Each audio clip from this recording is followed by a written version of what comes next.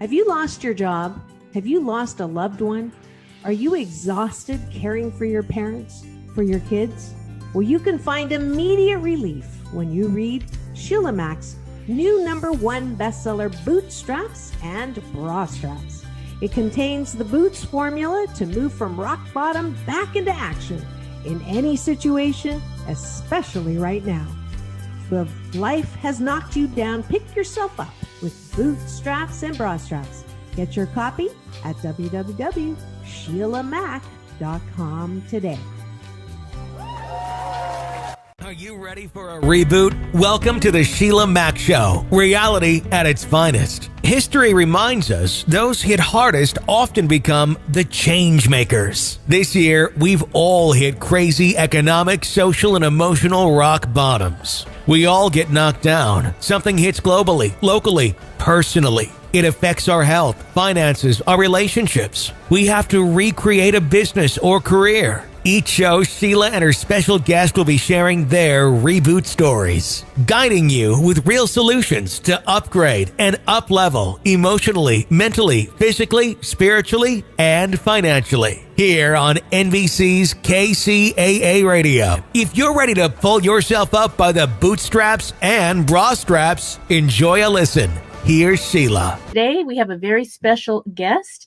We have Timmy Bauer. He is the author and illustrator of many children's books, including Lucas the Dinosaur Entrepreneur, Billy the Dragon, and Harper Hears No, and a whole bunch more.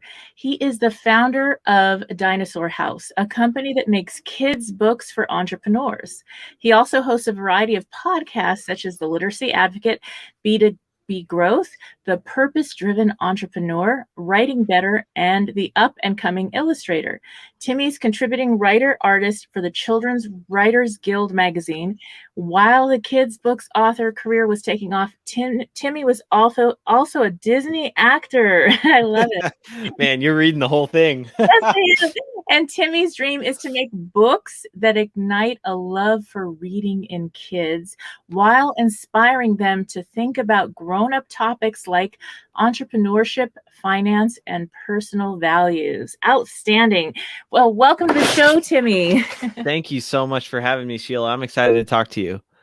Now, this show actually started off when I was interviewed by someone else on this network, and that was about my best-selling book, Bootstraps and Bra Straps, the formula to go from rock bottom back into action in any situation. And this last 12 months, globally, we have had every situation show up. And so I like to have, maybe if you could share to the listeners a time in your business or personal life where you hit a tough situation and how you got back on track. Sure. Okay. So I have two that jump out, and I'll just share both of them, and you can tell me which one you find more interesting or which one you'd rather talk about. But two things that have happened. So 2019, I was touring as a kids book author. I've been touring. I decided I wanted to be a kids book author professionally a long time ago. Went out and finally just started in 2014 and have been busting my butt to try to get to a place where I can fully support myself on money that I'm making as a kids book author. It's taken a lot of work. I finally got there in 2019 when I realized, oh, wait a second. If I'm just always traveling and am visiting elementary schools literally every day, I can make a full-time living as a kids book author. So that's what I was doing. I was just making trips all over the US, visiting elementary schools, and I'd have a whole routine that I put together to get parents to notice me and to take an interest and see if they want to buy my books. And it was going really well. I quit my jobs and I was like, yes, this is working. I was so excited. And then surprise, surprise. I mean, COVID hits, and so early 2020, I was on tour. And I was like, that's when we were all kind of like, it was over in China, and we're like, what's going to happen? Is it coming to the US? And nobody really knows for sure. And one of the first groups to react were like schools when it came to guest visitors. All of a sudden, every school is like, no more guest visitors. And so they're just, my tour just gets wiped off the table. And I have to go home with no with no way of making money. Well, I mean, I went back to my old job and just begged if they could take me back. But yeah, so so I spent all of 2020 working at my old job, which I was a writer for a media company, and working on trying to crack the question of like, how can I make money as a kids book author again? Because that's what I love. So that's one. Okay, that's one in the professional life, and then another one that kind of is both the professional life and the personal life is in early 2019. My wife left me. I was married for 6 years. My wife went and took a job on Disney Cruise Line, and a couple months later told me that she didn't want to be married to me anymore. And that was a huge shock for me, because man, it's going to be hard to talk about, but if you want to talk about it, I'm a pretty transparent person. Wow. Yeah, that was a huge hit. I had no idea that she was so miserable. I mean, I knew that we had problems, but I had no idea that she was as miserable as she was. And I just, to me, the thought of divorce was next to the thought of death. It was like, yeah, this is one way that my life could end, and then this is the other way that my life could end. Yes. And there's so many people that have gone through a divorce or had a relationship situation that hit them really hard. And when you go through something like that, it affects every single other area of your life. It's not just your relationship. It affects, because you have common friends, it affects your finances. It affects every single thing. I have a whole chapter on that in my book, and then special gifts for people that are going through that, and free courses and things, because it is such a tough journey. And sometimes, for whatever reason, one person or the other isn't aligned. It's really not a representation of you or that other person. It just is what it is. And when you get to the point where you're able to know that something better will show up that's more aligned for you, that's okay. But it takes a while. How long did it take you to rebuild after going through that process? Yeah. So it was an interesting time, because from 2014 to 2018, I'm just busting my butt trying to figure out how to make being a kids book author a full-time thing. I'm working for Disney as a performer all through this time. And I just keep hitting these like little wins where it's like, oh, I went and I toured this area, and oh, if I line up my tour dates with their book fairs, I make more money that way, and just like just discovering hacks, that worked. But then in 2019, she had left. And at first it was just she was leaving to go take a job that would have had her traveling, and we would have seen each other, weekly, but just a couple of days a week. But all that time away, I fill the time with traveling. And all of a sudden I get discovered by a little network of schools in Miami. And they just start telling all their principals about all the principals in that network about me. And it just keeps getting bigger and bigger and bigger. So, and right around that same time is when she told me that she didn't want to be married to me anymore. So I am simultaneously experiencing this soaring off of my entrepreneurial self into success, while personally I feel like I am shattered.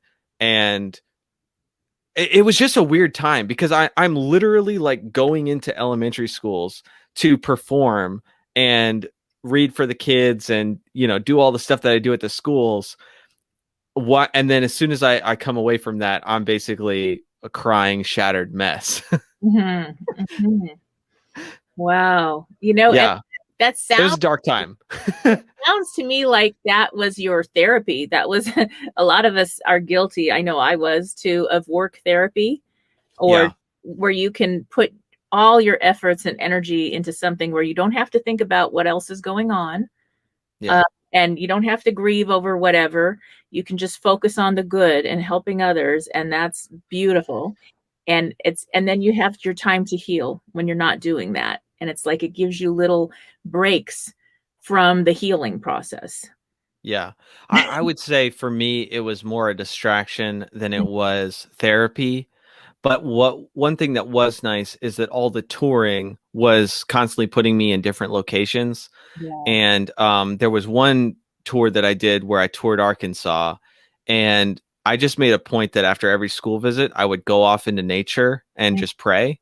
Mm-hmm. And oh my gosh, I spent so many days climbing mountains and crying and talking to God. Nice. Yes. And that, we all need that in our life, and that's okay. I think that for those listening in, if you have gone through a tough situation or are currently going through a tough situation, let that be okay. That time and space, sometimes going in nature or finding whatever that is for you, whether it's yoga, nature, singing, whatever, and have that time to process, to heal, and also to think about your next steps. Because a lot of times when we're in a place of hurt or we want to be distracted, we may overspend, or we may make decisions that are based on our emotions versus based on the decisions that we really need to make that make sense. So I would say I made a lot of decisions based on emotions. Yes. In 2019, I was making a lot of money and being broke the whole time. Yes, that happens. And it doesn't matter if you're a billionaire. This happens to anybody going through a situation like that. It's the same story. Yeah. It's a universal thing. and I would say I would put a caveat around making a lot of money. I guess what I mean by that is it was becoming the most well-paid job that I've ever had. But so this may surprise some folks. Disney does not pay very well its performers. So please don't think that I was making a lot of money. But it was becoming the most well-paid job that I'd ever had. And I was able to like eat more than ramen and eggs, which is what I'd mostly been surviving on. Mm-hmm, mm-hmm. Yes. But also have money for plenty of bad decisions. Right. I drank a lot of alcohol in 2019. There's this Bible verse. I'm a Christian, by the way, so you're probably going to hear this in the conversation quite a bit. But I was going through just a crazy up and down emotions and spirituality and everything. There's this Bible verse, and I would offend my Christian friends whenever I would share it, but it says, give wine to the one who is sorrowing and strong drink to the one who feels ready to die. And I would say, hey, I'm just applying the Bible to my life right now. Good use of it. That could be applied to anything. And when you think about any religious studies, we can apply it to our own, what serves us. But I know that you knew inside and your friends knew, and you have a knowing that it's like, okay, but yeah, really. And it's really not the case. But yeah, I knew it needed. I knew that plenty of the decisions that I was making weren't healthy, but I was in such a place emotionally. I don't know too much about your personal life, Sheila, and I can't wait to dig into it with you on the Purpose-Driven Entrepreneur. But I would assume that you've gone through some serious pain in your life if this is the show that you've decided to make. Mm-hmm. And you can probably remember there's no, I don't want to assume what it was like for you, but what it was like for me was there was no room for making wise decisions. Yeah. There was room for surviving and just trying to address the pain. And then sometimes just trying to feel the pain, because there was a good while where I just felt like I was going numb. Very, very normal and very much a part of that process, the grieving process, very much so. And the reason I wrote the book and the reason I have this show is to help people when they're going through those points in life, whether it's divorce, loss of a loved one, dealing with a career switch or shift like we've all had this last year, whatever it is, reinventing yourself, where you have to walk down a different road and go through this process alone. And I don't want people to feel alone, and that there are so many ways to get back on track. So like I created this method that I used to get myself back on track when my house burned down in Oh, geez. 2017, the Ventura fires. And I had just finished traveling for 7 years straight, had a great time, and did a whole bunch of personal development fun and worked on the road doing events, and then lost my house, my cat, and my car all in a few days with the Wow. fires. And it was, what do I do? And what I did to get back on track was I sat down and I wrote out the formula of what I always do. And it was kind of what I would want to tell my best friend going through something.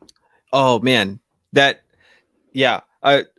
reminds me of something that I heard when I was going through this, which was and I never heard. I think I probably heard it before, but I had never done it before. Mhm. And there's this podcast that I was listening to where the guys are at one point they were talking about an exercise that you can go through if you have a lot of self-doubt, or if you just think very low of yourself. And it's, you look in the mirror and you talk to yourself like you're not you. Like you talk to yourself like you're your friend. And so you don't use I language, you use you language. Like I literally look at myself. It sounds so weird. And for me, it was just the strangest thing in the world to start with. But I would look at myself in the mirror and I would just be like, okay, Timmy, and then I would just start talking. No. And at first it felt so weird, but it was surprisingly healing. Wow, listeners, that is a beautiful application.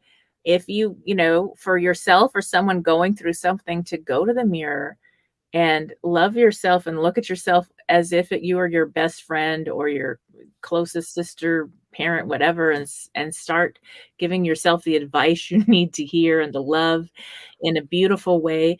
I think a lot of times we have a lot of negative self-talk that happens, that may be a voice from maybe a parent or a teacher or something from the past, that hopefully your amazing books erase that or stop that in their tracks so that we don't continue that pattern. But it does tend to happen.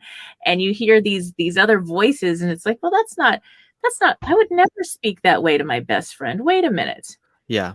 Yeah. I'm working on a kid's book right now called it's called A Picture Book About Rejection. And it's inspired by my experience. And it's literally meant to try to get across to a kid the things that I needed to tell myself when I was going through this. And also the exercise of looking at yourself in the mirror. And I say in the book, I'm like, I know this sounds super weird. It was really weird when I did it. That is so beautiful. And now, do you have children? No. And I actually don't know that I ever plan on having kids. But for whatever reason, ever since I was a kid, I knew that I wanted to be a kid's book author. Wow. Yes, because I can just totally feel how good you are with kids, and looking at some of the books that you wrote. I have 6 children. They're all grown. I adopted 3 are mine. They're all mine, right? And those books are exactly what's needed and what I would want my children to read. What made you decide to adopt? That's a good question. So for me, I was in a very abusive situation growing up, and my mother told me to leave home because it was so dangerous, so much, broken bones and terrible things. So I left. They went from home to home, different relatives my mother was staying with. And so I left, and I was homeless from 10 to 13 and a half. Then I found foster care. I emancipated at 15. I became a mentor. I ran gift stores that created training programs for kids in foster care. And when I had my first child, I was told I couldn't have any more. And so I wanted more. And so then I did foster to adopt and had 3. Then, awesome. How interesting these things, this was a soul contract, a guided, God-guided thing, perhaps, that then I had my last 2 birth children that were supposed to be impossible.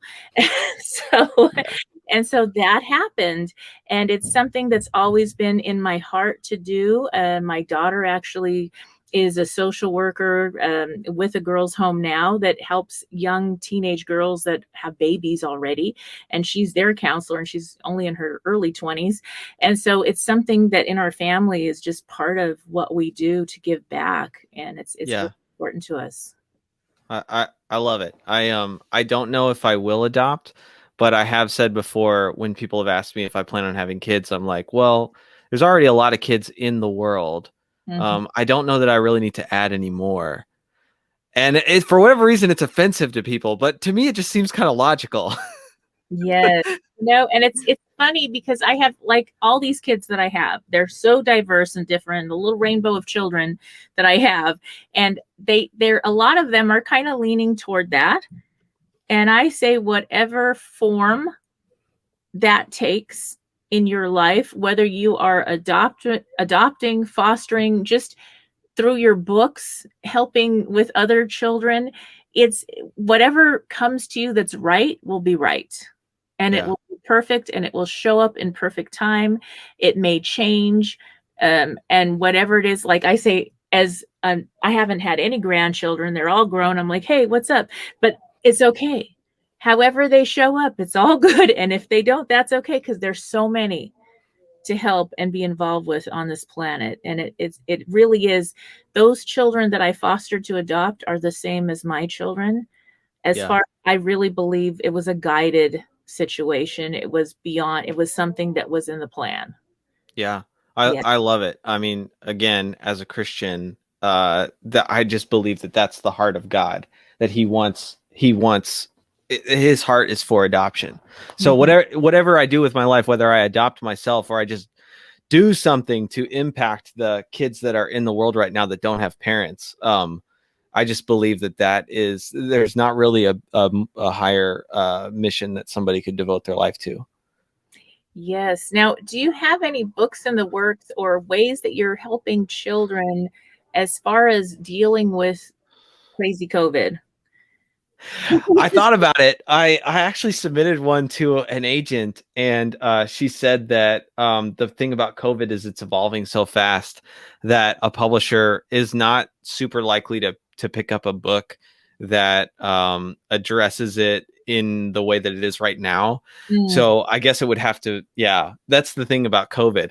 But I mean, there's nothing really stopping me from doing it, except that I have a bunch of other books in the works. But I did tentatively write one out that was just like, why do we have to stay home all the time?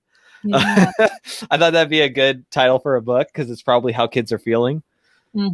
Depending on where you are. But I wrote it when it was pretty serious quarantine. I'm not sure where you're located, Sheila. I'm in Florida, where we basically treat the disease like it doesn't exist. Right.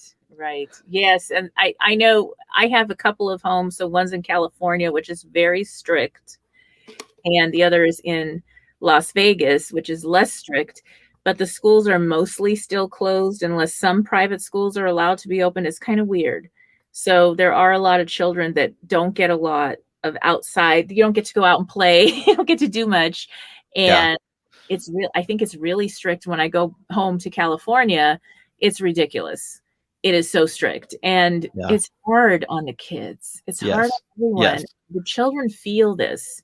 They feel it. And I feel that as parents, adults, people in children's lives, that the energy we bring, how we show up, just think about if you're on a plane and the stewardess looks scared, you're going to be scared. Yeah. Even if you're an adult. This is just the truth, right? So I think the same thing. We need to really show up in strength, in agreement. If you're, partners, married, co-parenting, however you're doing that, maybe you have relatives that agree differently, have an agreement, a discussion about what gets talked about around the kids or how things are presented, so you're on a common ground, so the children stay grounded and they feel safe. They can have peace. And I think learning is so much easier for kids when they feel safe. And there's some kind of, even if we don't love routines, there's some kind of a structure of knowing there's a boundary and things are going to be okay. And yes, I think it makes a big difference. Yeah, it's interesting because it's affected so many families differently. So you've got families that are now stuck together that are realizing how wonderful it is to spend so much time together. And then you got families that are now stuck together that are uncovering all the problems that they're having with each other. And fortunately for me, I haven't really had too much of that. the people that I've been stuck with for most of this have been people that I've loved hanging out with. But it's got to be really hard if you are stuck with people that you wish you didn't have to be so stuck with. Exactly. One of the things I like to share on my show is about 211. Have you heard of the 211? No. Okay, so this is really important, and this isn't a sponsored thing, but this is something I always share, and that's 211 is available in every state in the United States and every province in Canada. And if you dial it or Google it, you will find a list of help and resources, whether that's getting food on the table, helping to get a job, help for veterans, seniors, help with childcare, lots of mental health help. And you talk about living. What brought that to mind was when you talk about living in a home that maybe isn't safe, or where a situation isn't right, or somebody is dealing with an addiction, or there's an abusive situation going on. That's where you can get free help in any state or province in Canada or state in the United States. And I just feel really guided to share that, because that's something just to post that in your work groups. If you run Zooms, share it at work. If you actually go to a physical job again, or with other parents, this is important. A lot of times people are afraid to ask for help when they need it. They won't admit it maybe to their friends. They want to save face, but maybe they really need the help this year. And that's okay. So if you do need help, ask for help when you need it, or share that with someone that comes to you. Maybe you can't help them, but just giving them that information could make all the difference this year. Yeah, I agree. And I think people need community, and it's really hard to have community when there's a global pandemic, but we need it to handle difficult problems. I mean, for me personally, when I was going through the divorce, I needed to be able to break down and cry in front of people. If I didn't have that, I don't know that I would be okay now. Right. Yes. Now that brings us back to church, and whatever religion you are, if you're listening in or not, that's okay. But there's something about community, whether it's a church or whatever you belong to, that a lot of our communities are closed down right now. Churches, do you have churches open in Florida? Yeah, we have churches open in Florida, and they all have different. I don't know what the current restrictions are. There's a lot of churches that are closed, and there's a few that are open, and they're open with restrictions. We've been mostly doing church at our house, but if I wasn't in a house full of people that wanted to do church at the house, I'd personally, I'd be like, okay, well, COVID aside, I need community. Yes, in a lot of different places. I had favorite, I actually owned a church. So I have a lot going on in my life, but I also have favorite yoga studios and favorite other people's, places of worship that we would all go together in California, because it's very diverse there, and they're closed down for good because of the economy. And so it's really hard, because when you think about going through grieving, going through a divorce, anything you're going through, the healing process is in those steps, those traditions, the faith traditions of your family, of your friends, having them close together. It really helps. Now, for my family and I, we lost my youngest son. He was 22, and he had a heart condition called Wolff-Parkinson-White syndrome. He passed away December 21st, 2019. Oh, wow. That was like, whew, COVID's nothing. That for our family, that was the hardest thing in our lives. And going through that, our having a community and a place to pray, and having people around us, surrounding us to hold us through that time, and even people sending prayers and intentions and blessings and all that, I really believe that we felt it. Yeah. Yeah, we felt it. And it was like when we couldn't walk, it carried us through. And Yep. I believe that. And now maybe you don't believe in anything and you're listening in, and this isn't a religious show, but it can be. scientifically now, they have studies that show, my gosh, they put intention on water or different things across, and you'll see that the structure changes. The molecular structure of water will change when you put peace and love and different things across.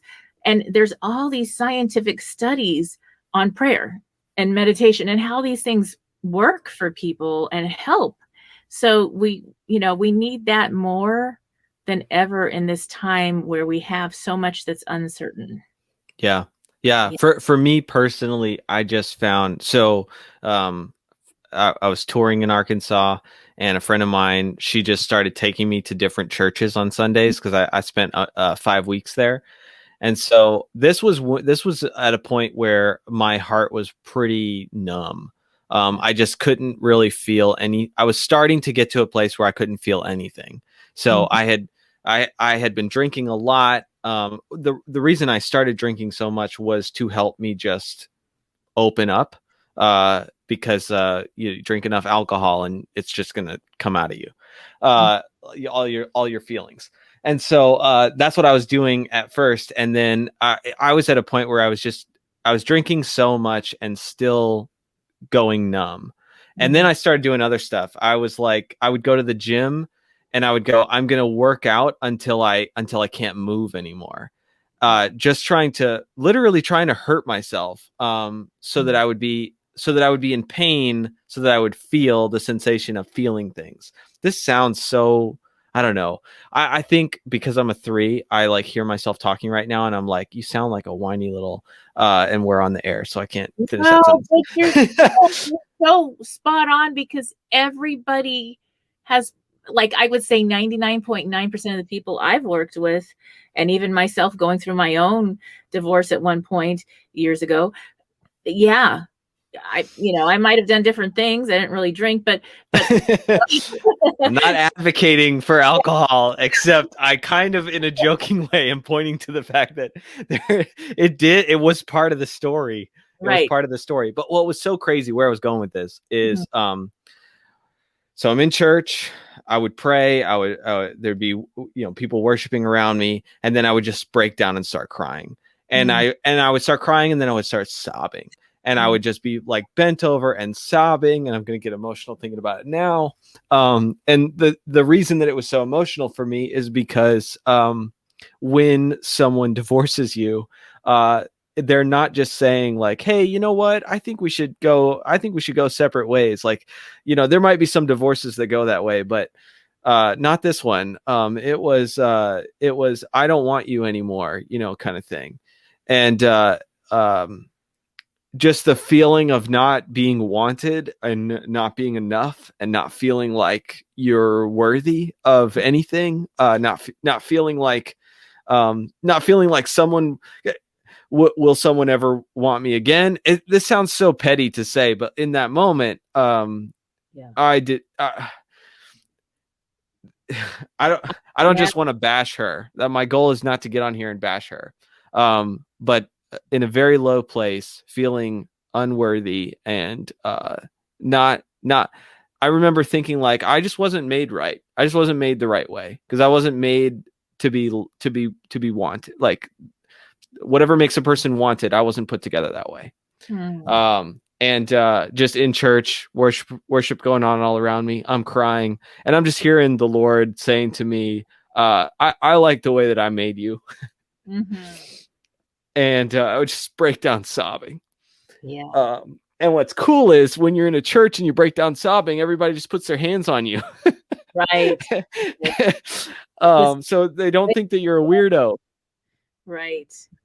And, in society, we kind of tend to like have these crazy rules that it's not okay to have our emotions. Or, I mean, after losing my son, my daughter was like, gosh, my friends were upset with me, and because I was still grieving a month later. And it's like, hello, well, that's just normal.